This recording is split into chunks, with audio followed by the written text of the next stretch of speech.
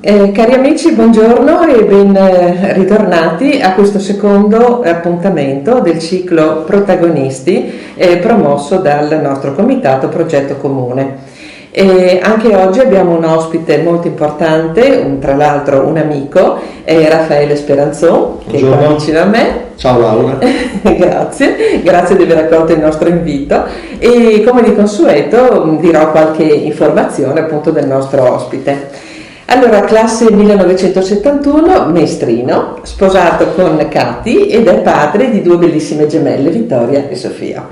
È un uomo impegnato in politica fin da quando era ragazzino, nella maturità ha ricoperto il ruolo di consigliere comunale di Venezia ininterrottamente dal 1997 al 2014. È stato candidato sindaco del Comune di Venezia per Alleanza Nazionale nel 2006 ed è stato assessore allo sport e alla cultura dell'allora provincia di Venezia dal 2009 al 2014.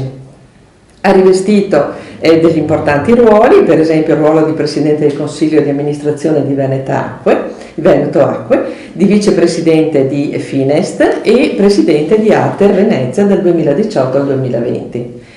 Dal mese di ottobre 2020 è Presidente del gruppo consigliare Fratelli d'Italia in Consiglio regionale Veneto e proprio per cui questa veste appunto l'abbiamo invitato all'incontro di oggi, quindi grazie per aver accolto il nostro invito. Grazie a te per l'invito. Bene, allora cominciamo con delle domande, come abbiamo detto anche la prima volta, si tratta di domande che riguardano la vita, il lavoro, la professione, in questo caso politica, del nostro ospite, mentre le ultime due domande saranno comuni a tutti i nostri ospiti e poi le sentirete, ma chi ci ha seguito dal primo incontro le conosce già. Bene, allora Raffaele, dopo molti anni finalmente un consigliere regionale che rappresenti la nostra città, quindi Venezia. Come mai secondo te Venezia negli ultimi anni non è riuscita ad avere un rappresentante, a esprimere un proprio rappresentante in regione? Ma c'è un motivo abbastanza semplice, ci sono le elezioni regionali che si svolgono contemporaneamente in concomitanza a quelle amministrative che permettono ai cittadini del Comune di Venezia di eleggere il proprio sindaco e quindi tutta l'attenzione mediatica e l'attenzione anche della comunità dei nostri concittadini chiaramente accende i riflettori e si confronta soprattutto sulla candidatura al sindaco e sui candidati nelle liste per l'elezione del Consiglio Comunale.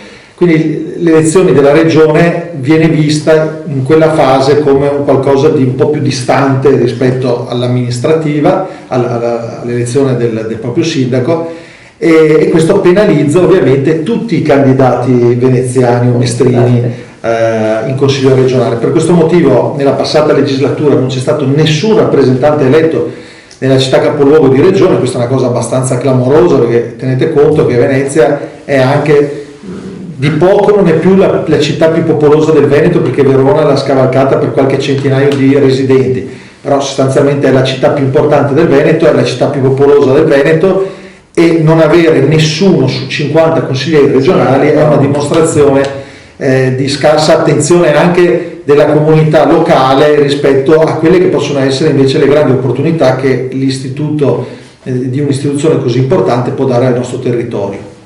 Bene. Allora, dicevamo che tu hai una lunga esperienza come consigliere comunale, sei stato anche candidato sindaco e così via, quindi, e anche assessore provinciale. Hai trovato una differenza nel tuo nuovo ruolo di consigliere regionale, nell'approccio, nello studio, nella promozione di soluzioni tra il comune, l'amministrazione comunale e quella regionale? Sì, cioè la differenza sostanziale è che il comune è un'amministrazione e quindi è un organo amministrativo, quindi il consigliere comunale o anche un amministratore all'interno di una giunta comunale o provinciale deve applicare le leggi e cercare di utilizzarle cercando di mettere un focus su quelli che sono i bisogni e le necessità del proprio territorio. In regione invece la funzione è del legislatore, per cui non sei quello che deve applicare le leggi, ma sei quello che, avendo avuto l'esperienza di quali sono i limiti di alcuni dettati normativi di alcune leggi nella loro applicazione, perché ti sei trovato nel ruolo di amministratore, da legislatore vai a cercare di modificare le leggi per mettere in condizione gli amministratori di poter operare meglio nel loro territorio e per la loro comunità. Per cui c'è una differenza sostanziale. Nel comune e in provincia, adesso città metropolitana, chi viene eletto svolge funzioni amministrative, in regione legislative. Quindi è molto importante avere un nostro rappresentante. Diciamo che è importante avere un'esperienza amministrativa per chi si occupa di scrivere le leggi, perché non basta avere un principio ispiratore quando si pensa a una legge, ma bisogna pensare anche nel momento in cui viene applicata quali effetti produce. Certamente. E chi ha esperienza amministrativa, diciamo che parte con un vantaggio, perché immagina già nel momento in cui scrive un testo normativo quali potranno essere poi le ricadute a livello amministrativo. Perfetto, benissimo. Ecco, quali sono, scendendo nel dettaglio, gli ambiti di competenza di un consigliere regionale? Per esempio tu ti occupi di qualcosa in particolare e poi magari c'è anche qualche progetto specifico per la nostra città che tu stai portando avanti o che pensi di portare avanti? Allora, io ho avuto l'onore e l'onere di essere riconosciuto dagli altri consiglieri regionali di Fratelli d'Italia come portavoce e presidente appunto del gruppo in regione, per cui mi devo occupare un po' di tutti gli aspetti che vengono portati in votazione all'interno del Consiglio regionale. Quindi non ho un ambito nel quale mi posso permettere di specializzarmi all'interno della... Certo, faccio parte di alcune commissioni, ma sostanzialmente praticamente tutte, e come capogruppo devo seguire un po' tutta l'attività legislativa del gruppo, anche per quanto riguarda commissioni che non seguo direttamente. Facevo l'esempio poco fa quando eravamo fuori onda del piano faunistico venatorio. Io non faccio parte delle commissioni che si occupano di questo, ma come capogruppo ovviamente ho dovuto farmi carico di studiare, certo, e anche per comprendere quale poteva essere una posizione equilibrata da dare alla nostra forza politica all'interno del Consiglio regionale. Per quanto riguarda quello che possiamo fare per il nostro territorio, c'è molto da poter fare per il nostro territorio. Innanzitutto ridare peso politico al Comune di Venezia e più in generale alla città metropolitana di Venezia. Noi sappiamo che siamo una regione, il Veneto, che ha 7 province, che ha meravigliose città, che hanno una storia importante, ma non c'è ombra di dubbio che la storia più importante all'interno della nostra regione l'abbia avuta per l'appunto la Serenissima. Non a caso la regione stessa ha scelto di promuoversi a livello planetario con uno slogan che è Bellendo of Venice, ed il simbolo della regione del Veneto è sostanzialmente quello del Leone di San Marco, che è il simbolo di Venezia. E quindi diciamo che questo ruolo guida che la storia ha consegnato a Venezia nei confronti dell'intero territorio regionale, diciamo che negli ultimi anni ha perso un po' di consistenza, e quindi compito dei consiglieri regionali, dei legislatori veneti che sono appunto dell'area del Comune di Venezia, di Mestre come nel mio caso, più in generale della città metropolitana di Venezia, è anche di cercare di riportare un po' di peso politico a un territorio che altrimenti rischia di venire un po' messo in secondo piano rispetto alle province di Padova, di Verona, di Vicenza e di Treviso, che hanno all'interno della regione degli autorevoli rappresentanti. Certo, sì, effettivamente. Allora, le materie sulle quali intervenire, sia per tutta la città, quindi sia quella d'acqua che quella di terraferma, sono naturalmente molte, sono delicate, sono complesse, perché i due territori sono molto diversi, noi lo sappiamo, e diciamo che ne cito 3: lo spopolamento, il turismo e il tessuto commerciale, tessuto diciamo economico, quindi commercio, artigianato e così via. E qual è il tuo stato d'animo rispetto a questi 3 grossi problemi? Perché poi sono disuniti, ma sono anche molto diciamo, uniti nella vita di ogni cittadino, perché lo viviamo tutti. E qual è il tuo pensiero in proposito? Che cosa eventualmente potresti fare, o se lo stai già facendo, che cosa? Allora, lo spopolamento è un po' è un brutto indice, no? Quando vedi che un territorio invece di acquisire abitanti li perde, vuol dire che ci sono delle ragioni che portano chi vive all'interno di quel territorio a scegliere altre località dove risiedere. E questo tipo di scelta è una scelta anche sofferta, nel senso che tutti quando nascono in un luogo hanno una preferenza per la propria casa madre. Certo. E se scelgono di recidere in qualche modo questo tipo di radice è perché c'è un evento traumatico o perché trovano delle migliori opportunità al di fuori, e quindi questo ricercare migliori opportunità insomma, è un tema. Allora, noi abbiamo due ragioni principi per quanto riguarda lo spopolamento. Una è drammatica e non riguarda solo i comuni di Venezia, né tantomeno il Veneto, ma un po' tutta l'Italia, che è in controtendenza anche rispetto a altri paesi occidentali, ha una gravissima crisi di denatalità, e quindi è legata al fatto che qui si nasce troppo poco rispetto a quello che in passato eravamo abituati.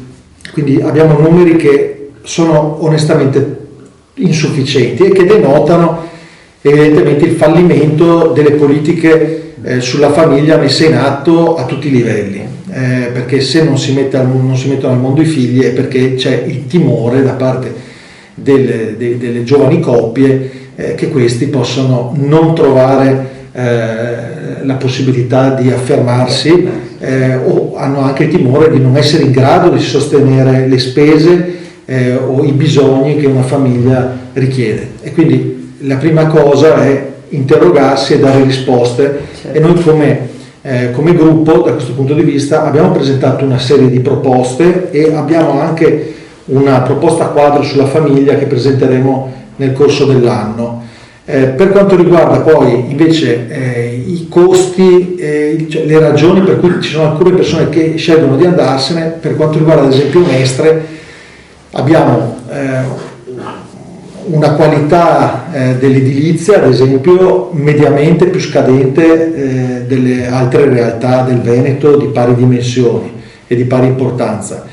E quindi difficilmente spesso si riescono a trovare delle proposte abitative che siano adeguate. C'è il problema della sicurezza, ci sono dei quartieri che vengono percepiti come invivibili o pericolosi, e quindi le famiglie preferiscono traslocare magari in comuni della cintura urbana che vengono considerati più sicuri, più piccoli, più sicuri, per cui bisogna intervenire per garantire una maggiore sicurezza e una maggiore percezione della sicurezza, perché la sicurezza diciamo percepita porta a dei comportamenti conseguenti. Se io percepisco di essere in un luogo poco sicuro, anche se in realtà magari non è particolarmente insicuro, mi disabituo a socializzare, preferisco stare chiuso in casa piuttosto che uscire. Certo. E questo produce una serie di effetti che, concatenandosi l'uno all'altro, portano alla desertificazione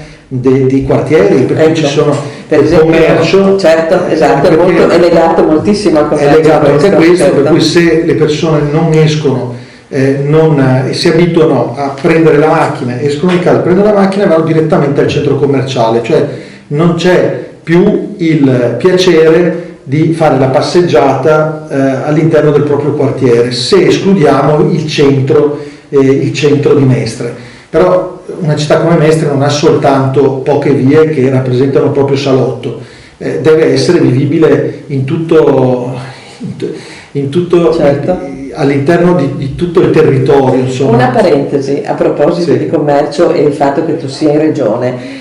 Ci sono dei gruppi commerciali che hanno chiesto e hanno fatto domanda per stabilire dei nuovi ipermercati o dei nuovi complessi di questo tipo, perché la gente non ne può più.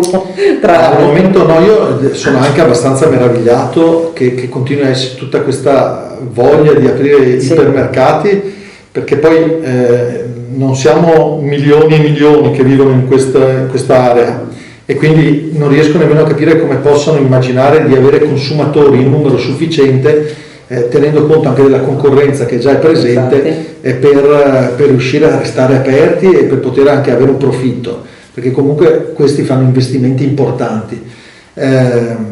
Però questo non è compito mio, loro fanno delle SWOT analysis, fanno sicuramente delle valutazioni dei costi e dei benefici, e se si propongono di aprire nuove attività, evidentemente lo fanno con cognizione di causa, immagino.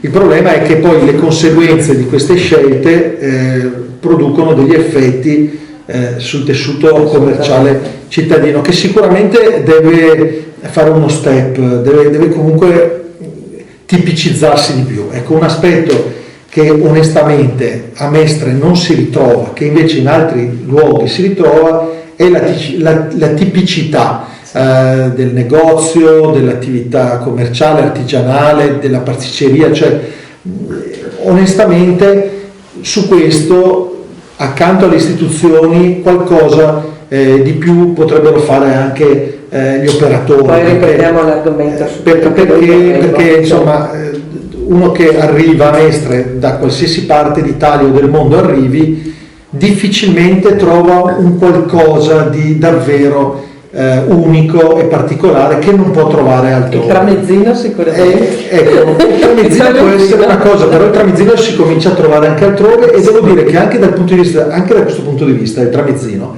sì, ci sono 2 o 3 bar che storicamente, ma non è poi, se uno va a vedere e gira per tutti i bar di Mestre, insomma, non è che in tutti i bar di Mestre ci siano tutti questi bei tramezzini così che invogliano al consumo. E magari uno va a Milano e vede che ci sono 2 o 3 locali dove vendono i tramezzini, dove invece i tramezzini vengono anche presentati in modo adeguato. Quindi anche da questo punto di vista forse una capacità di saper vendere il proprio prodotto come tipico, dandogli l'importanza che deve avere il prodotto tipico, è qualcosa che forse, non so se per timidezza, per eccessiva umiltà o per poca lungimiranza, qui a Mestre non si trova. L'ultimo argomento, cioè l'argomento dei 3 che abbiamo citato, è quello del turismo. Noi sappiamo che quest'anno entreranno in funzione appunto i tornelli. Secondo te questa è una soluzione valida? Sarà sufficiente? Sarà limitante per i residenti o comunque per le persone del territorio per venire a visitare Venezia? Diciamo, quali sono secondo te i pro e i contro a proposito di questa iniziativa? La considero una sconfitta, io onestamente. Io i tornelli, a me l'idea dei tornelli non piace. Credo che ci possano e si debbano trovare delle soluzioni per permettere chiaramente di diversificare le presenze, di evitare che Venezia venga presa d'assalto in modo tale da mettere in grossa difficoltà i trasporti e la vivibilità della città per i suoi residenti. Però prima di arrivare a mettere i tornelli, soprattutto in una fase come questa, dove stiamo cercando insomma di recuperare un po' di normalità e che siamo ben distanti dal recuperarla, mi sembra una scelta un po' insomma che mi preoccupa come proprio impostazione, perché dà l'idea di una città chiusa. Invece Venezia deve essere, secondo me, una città comunque aperta, dove chiaramente per poter godere dei propri servizi il turista deve abituarsi, come si fa peraltro in altre destinazioni turistiche a livello mondiale, deve abituarsi a prenotare, a prevedere quali sono le attrazioni di tipo culturale o ricreativo che è interessato a visitare, e conseguentemente acquistare da remoto biglietti, e mettere in condizione quindi la città di essere preparata all'arrivo del Quindi ci turista. vorrebbe un sistema di rete Senza dubbio. integrato proprio per poter gestire tutta l'offerta di Venezia e poi anche di Mestre. Su questo bisogna, allora, le istituzioni culturali in parte fanno già, però insomma si può sempre migliorare, ecco. Certo. E per quanto riguarda Mestre deve ritorno al tema della tipicità. Guardate, se noi guardiamo qualsiasi realtà turistica a livello planetario, anche a livello europeo, prendete una città come Amsterdam, una città come Londra, una città come Parigi, insomma, se voi guardate i numeri, o Madrid o Berlino, in tutte queste città c'è sicuramente una fetta importante di turisti che vanno a visitare i monumenti, le testimonianze storiche, i musei, le grandi collezioni, quindi non c'è dubbio. Certo. Ma accanto a questa fetta di persone ci sono tante altre persone che vanno magari anche a visitare qualche ora il British Museum o il Prado a Madrid, certo. Ma accanto a questo ci sono anche persone che vogliono andare a vedere Piccadilly Circus, certo. O vogliono andare a vedere i grandi giardini a Harrods, certo. O i grandi giardini, sì. O vogliono andare a assistere a un musical, certo. Quindi vogliono andare ad arricchirsi ma divertendosi, oppure vogliono andare in una discoteca o in un parco o con i bambini a giocare. Insomma, ci sono mille cose che si possono fare. Ecco, nel comune di Venezia, se noi guardiamo a Venezia è una destinazione turistica incredibile.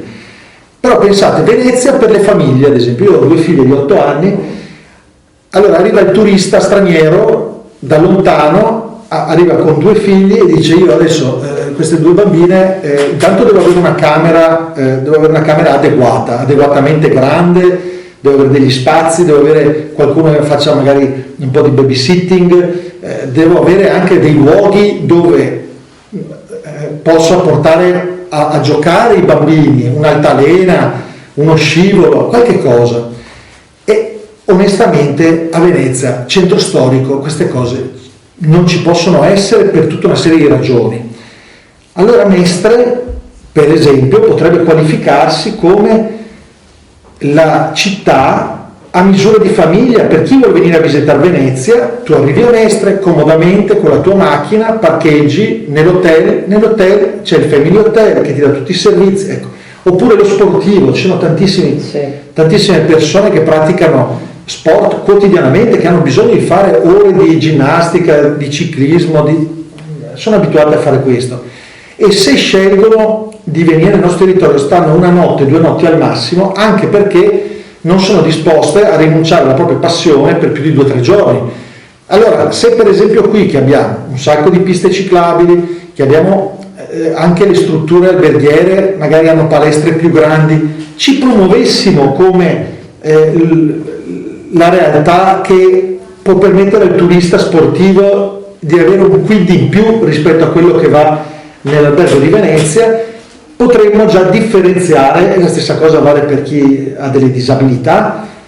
Teniamo conto che abbiamo delle realtà, ad esempio quella del Terraglio, la polisportiva Terraglio, che per esempio offre dei servizi importantissimi per le famiglie che hanno delle persone che hanno delle disabilità. Allora, così come le offrono alle famiglie, potrebbero offrirle anche ai turisti senza nessun tipo di problemi. Cioè, ci sono le strutture, quello che manca è la connessione e manca anche la voglia di essere protagonisti nel mercato turistico. Allora, se Mestre si vende come periferia di Venezia, si svaluta, perché è del tutto evidente che per un turista è preferibile andare a Venezia, ci mancherebbe, ma per un turista che vuole avere un servizio per la propria famiglia, e se a Venezia quel servizio non c'è, a quel punto valorizzo la scelta di venire a Mestre, perché io dico: io vado nella destinazione utile e comoda per chi ha i miei bisogni. Ogni turista ha un bisogno diverso. Se io viaggiavo 20 anni fa, ero un ragazzo un po' più giovane, diciamo, e avevo voglia di divertirmi in un certo modo. Certo. Poi magari 10 anni fa ero sposato da poco e quindi cercavo destinazioni particolarmente romantiche. Oggi cerco destinazioni che siano funzionali alle bambine. Certo. Fra 10 anni o fra 20 anni cercherò un altro tipo di destinazione e fra 30 un altro tipo di destinazione. Allora, nell'offerta Mestre potrebbe avere e ritagliarsi spazi grandi, ma deve pensare a se stessa. Esatto. Se non riesce a avere questa visione introspettiva e capire chi sono e dove voglio arrivare e si appoggia solo a Venezia cercando di raccattare qualche briciola, il rischio è quello che succeda, quello che sta succedendo oggi, e cioè che gli alberghi, il turismo a me sta soffrendo una crisi che sembra senza uscita al momento, certo. Perché a Venezia hanno abbassato sensibilmente i prezzi delle camere per riuscire a riempire le strutture, certo. E qui a Mestre le camere sono completamente vuote, Sì. e quindi questo sta portando anche una crisi grave da tanti punti di vista, anche dal punto di vista commerciale in parte. Torniamo un attimo alla regione. Ecco, com'è il tuo rapporto con i cittadini? Tu hai uno scambio, poi hai degli appuntamenti, i cittadini ti scrivono, riesci ad avere un buon rapporto come quello che tu avevi qui? Sì, è una cosa molto diversa, perché allora quando sei un amministratore hai il rapporto col cittadino. Certo.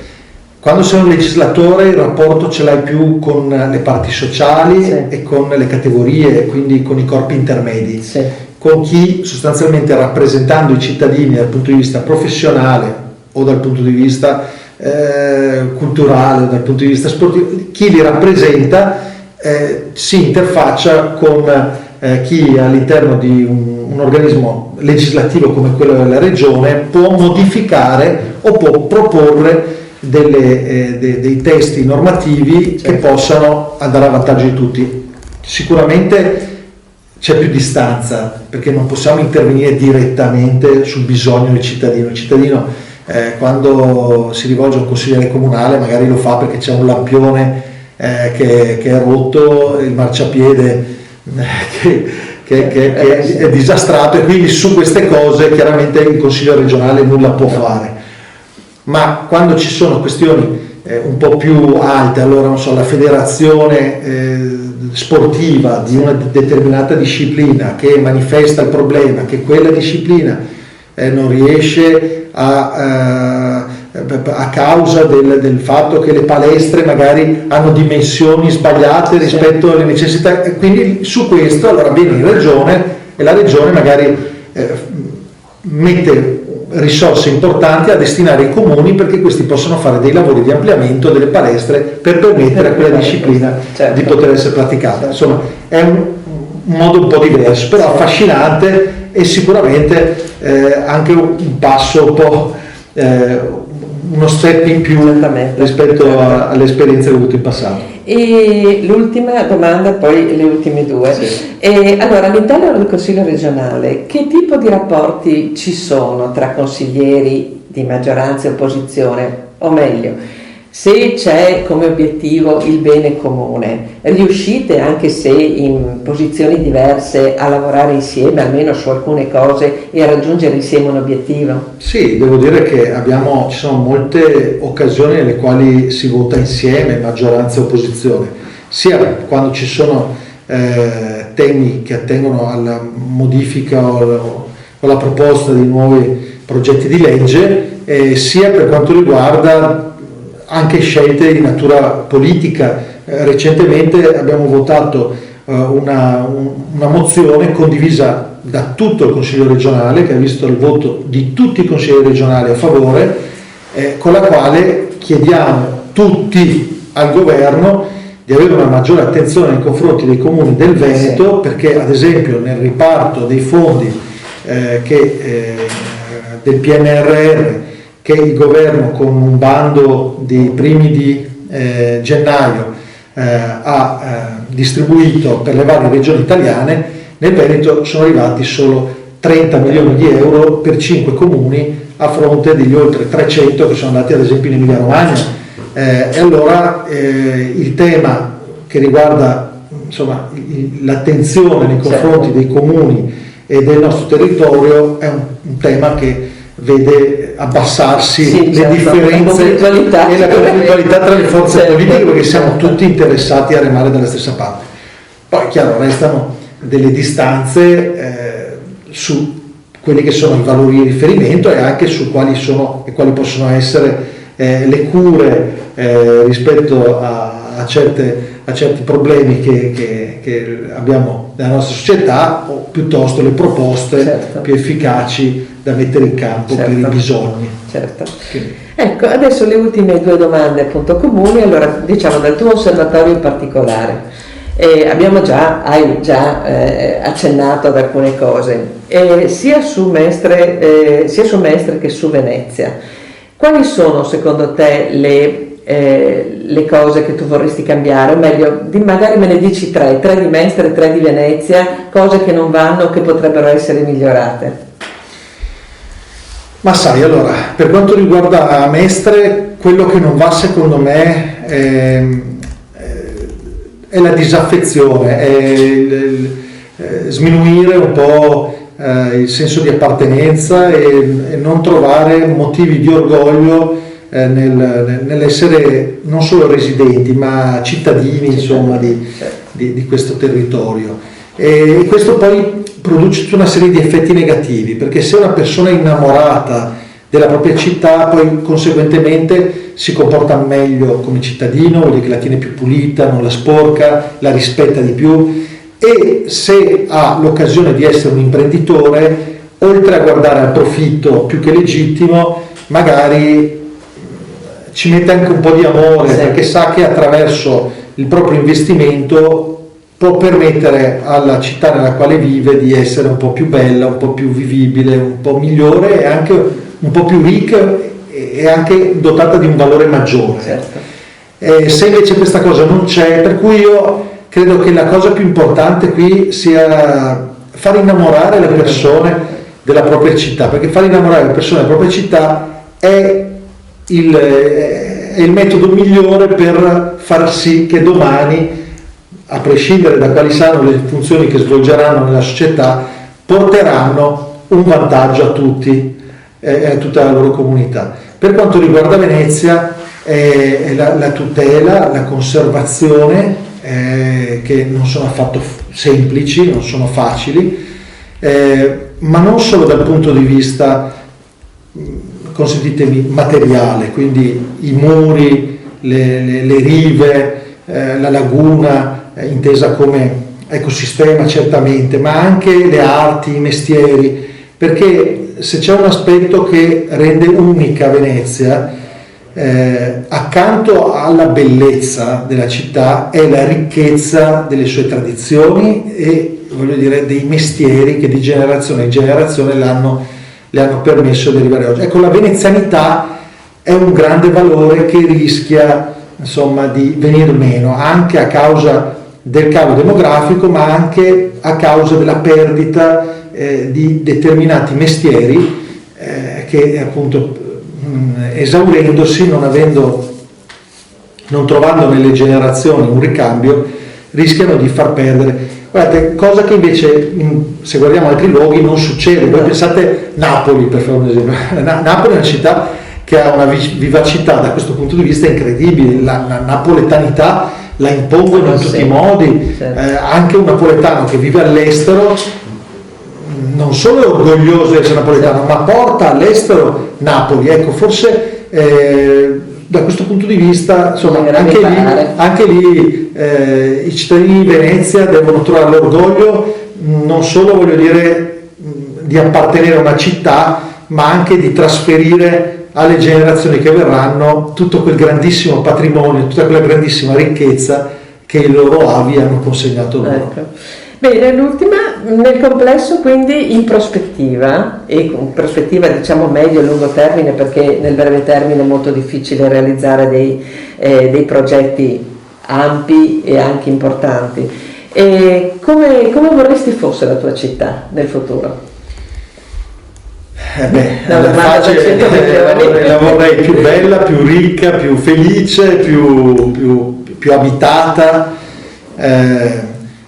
diciamo che vorrei vedere tratti di contemporaneità, vorrei vedere una città che merita di essere vista, se penso al Comune di Venezia, non solo per le testimonianze del passato, ma anche per quello che rappresenta nel presente e per quello che può essere nel futuro. E quando penso al presente e al futuro, diciamo che la parte di terraferma del Comune di Venezia, e segnatamente Mestre, Marghera, Fava, dovrebbero avere un ruolo da protagonisti.